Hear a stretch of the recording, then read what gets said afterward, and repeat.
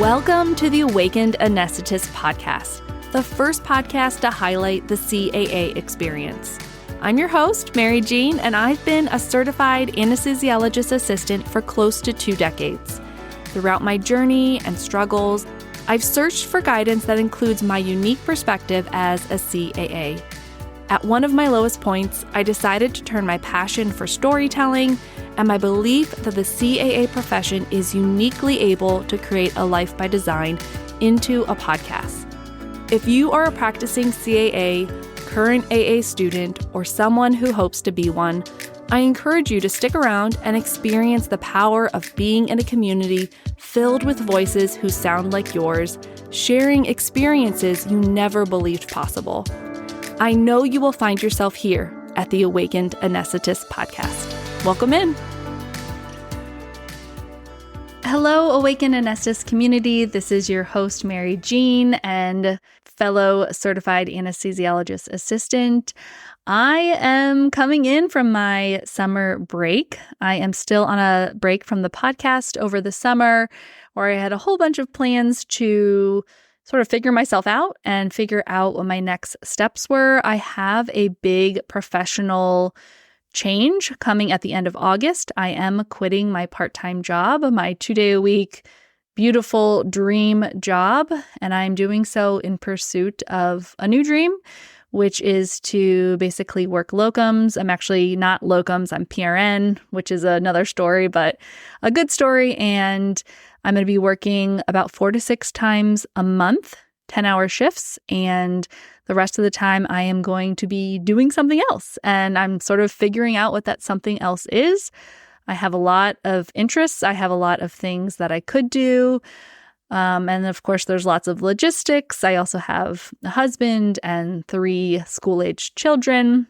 And I have the ability to make a choice right now, which is such a gift. I have enough flexibility that I get to choose the direction of the next bit of my life. And I just want to really take some quiet time, some discernment time to see what exactly I want to fill my days and time with. So it is a wonderful, beautiful spot that I'm in right now in this discernment phase, I'm calling it. And I wanted to give a little update because I am currently in a meditation teacher training. Specifically, I am learning to teach mindfulness, which is a form of meditation. And in the middle of that program, they sort of charged us with leading groups of people in like a mock meditation, a mindfulness meditation practice. And when I met with my one-on-one teacher just a couple of days ago, she found out that I had a podcast, and she also knows that I'm interested in bringing mindfulness to my profession. And she's like, cool. So what I want you to do is practice this mindfulness meditation intro class that they're just teaching us to almost generically have in our back pockets so that we can always have something that will work, and that if we want to build on it, we can, but we always have at least the basics to give our students in terms of building a solid mindfulness practice. Anyway, she was saying, I want you to practice doing that on the podcast. And so here I am. I kind of shared a little bit of this process on Instagram this morning, and I've actually sat down several times and recorded and then deleted what I record and taken a break and come back. Life happened there in the afternoon, and now I'm back later on in the afternoon trying again because I just deleted everything I had initially, which is kind of interesting because usually I let the first take be the take and I just kind of go with it. So there's definitely a part in me that wants to get this right, and I'm fighting that perfectionistic thing that tends to come up for me and possibly for you as a fellow sort of perfectionist, anxious-minded CAA or SAA. And yeah, I'm trying to share a little bit of my messy middle. And of course, that's a little uncomfortable. So I welcome you here. Hopefully you find the little update interesting. I'm still around. I'm absolutely still going to come back for season 4 of Awakened Anesthetist podcast in the fall of 2024. So I'm kind of gearing up for that re-entry here in the next couple months. I have on my calendar my first couple of interviews that I will be doing and then creating podcast episodes and releasing this fall for season 4. So it's definitely drawing nearer. I also have a lot more clarity on what I want to be doing at the end of this year, bleeding into 2025. So like my next steps, getting some clarity around that. So you'll probably start hearing me talk a little bit more about that as I start to lay out some more details. But yeah, it's been a very fruitful, wonderful time, wonderful summer, as well as, crazy and busy and all of the other things as well. Just certainly an and both situation. So if you are tuning in and you just wanted to hear the little update part, that's kind of over. We are going to transition into a bit of mindfulness. So a mindfulness practice that really is from one CAA to another. And it's just so important to be represented. And so I really want to speak directly to the CAA community in this. And so if that feels like something you want to stick around for, I really encourage you to do so. We're first going to just talk a little bit about what mindfulness actually is in terms of mindfulness versus meditation, because this was certainly a finer point that I didn't quite understand until this teacher training that I am going through right now. So there's this beautiful metaphor that if meditation is exercise, meaning I'm going to go out and exercise, I'm going to go out and meditate, you're not really saying specifically what type of exercise you're going to do or what type of meditation you're going to do.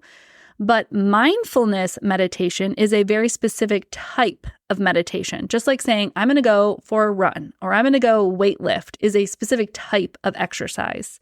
A lot of what the West interprets as mindfulness is a Buddhist, Eastern philosophy, culture, way of being mindful.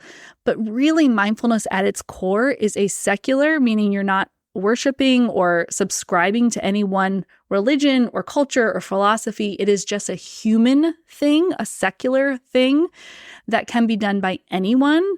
And that is really what I am interested in practicing for myself, as well as practicing and sharing with others.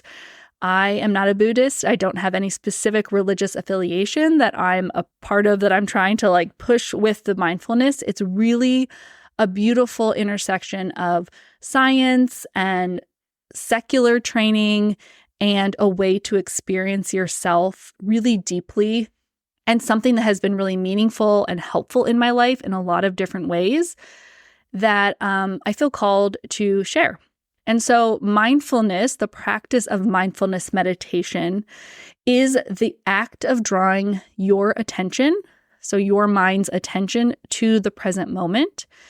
And then when you are in that present moment, whatever is there, good or bad, comfort, discomfort, likes, dislike, you just meet whatever's in the present moment with kindness. So it's this very specific way to encounter the present moment, which is with kindness and compassion.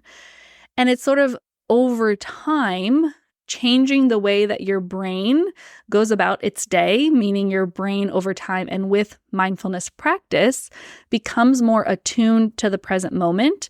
That's when you start to see a lot of the benefits and the ripple effects that you hear people talking about, like, oh, I can sleep better and my stress is lowered. I have more clarity. I'm more resilient. All of those things happen with practice of your mind coming repeatedly back to the present moment.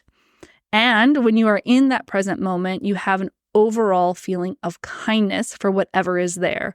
We're not trying to get to this clear, euphoric, no thoughts, it all feels good state. Mindfulness is just the act of meeting whatever is right there, which I think is one of its most valuable things because it teaches us to just live life right as it is, as opposed to always wishing or hoping or wanting or ruminating or worrying. So I digress slightly, but mindfulness is a form of meditation, and it is based in bringing your attention to the present moment with kindness. And so, great. Okay. Well, how do we do that? Well, that's the practice of mindfulness, and that's where a little bit of the precision comes in and the teaching comes in. So your teacher helps you to find the present moment. They lead you into finding the present moment. And then because we are human beings and the brain wants to have all these thoughts and wants to be distracted and is constantly trying to protect us and think new thoughts and all of the things, we know that that's going to happen. And so we prepare ourselves with kindness to be distracted, to notice that we're distracted, and to bring our mind's attention back to the present moment. And so the practice I'm going to lead you in today has 3 steps to do exactly that. to find the present moment, to notice when our mind wanders, to label that mind wandering with a word, which is thinking, and then to come back to the present moment. So if you want to do a little bit of a mindfulness practice with me now, we'll probably do it for about 2 or 3 minutes once we get into the practice. And I'll probably play some music here in the background on this podcast while we're meditating, while we're doing the practice, so you know what we're doing. And then you'll hear my voice again at the end. And then we'll sign off until we meet again. So if you're in a chair right now, if you are listening to me in the car, if you are listening to me on a walk, what you can do is just sort of pause where you are right now. If you have the opportunity to sit, that is a wonderful thing to do because it sort of tells your body, okay, I'm about to do something different. So sitting can mean sitting cross-legged on the floor. You can also be kneeling on the floor with a pillow under your butt so that your hips are kind of elevated off your knees, so that your knees are touching the ground. And you can also sit in a chair. Very much like we sit in an anesthesia chair all day in the operating room. You just want to not be sort of slouched on the back. You kind of want to be sitting up tall and proud. My teachers tend to say upright, but not uptight. So we don't want to be stiff and uncomfortable, but we want to give ourselves the sensation that we're supporting ourselves. And if you need help to support your body, like I do when I'm seated on the floor, all the blankets, all the pillows, all the cushions, whatever you need to get comfortable is exactly what you are allowed and supposed to do. But taking a seat that's purposeful can sort of tell your body, okay, we're doing something different here, where this is not just like a normal experience. I'm going to be, entering into something that I'm going to be practicing. It's sort of like putting on your workout clothes for a workout. Your body starts to realize, okay, we're doing something different here. So that's step 1, to take your seat. I'm seated in a chair right now, so I am just going to be sure that I am not leaning against the back. You can sort of sit forward in your chair, make sure your feet are planted on the ground just to give yourself some more stability. And then, okay, what do we do with our hands? So I like to just intuitively put my hands somewhere. It is very grounding to have your hands palm side down, so facing down with your hands on your thighs or your knees. And I just kind of like to lift my hands up and then gently drop them and sort of plop them. And wherever they land on my legs or knees is sort of, where I feel like I want them to be. Just want to be really relaxed but purposeful with my hands. And having them palm side down really tells my body like, okay, I'm right here. We're doing something, we're getting ready. And also, I don't want to fidget with my hands the whole time, which can be distracting. So go ahead and take your seat. If you've done this before and you have a position you like, go for it. If not, maybe you're seated. And if you're somewhere where you can't sit down, it is perfectly fine to just stand there sort of quietly in your body. So maybe not like fidgeting and moving around a lot. And just tell yourself, okay, I'm about to start a mindfulness practice. I'm about to do something a little different from my norm. So that's step 1, taking your seat. Step 2 is to draw your mind to the present moment by noticing your breath. So the breath is a very common anchor to the present moment. That anchor word is something you may hear a lot in other people's teachings. It's just something that anchors the mind into the present moment. And because the breath is never in the past and never in the future, the breath is only ever in the present moment, and all humans are breathing if they are alive, it's sort of the first and universal anchor that people teach. But there are many other anchors that you could use. And if you have a different anchor besides the breath, or the breath is uncomfortable for any way, go ahead and use that anchor as well. Some common ones are the feeling of your seat in your chair, like your butt in the chair, the feeling of your palms on your legs, the feeling of your feet on the ground. That's all anchors that have been used. So finding your breath is step 2. Your breath is an anchor into the present moment. So take a moment here to see if you can feel your breath in your chest, in your belly. Maybe you feel the air exchange on your upper lip or coming in and out of your nose. Take a moment while you're in your seat to find your breath.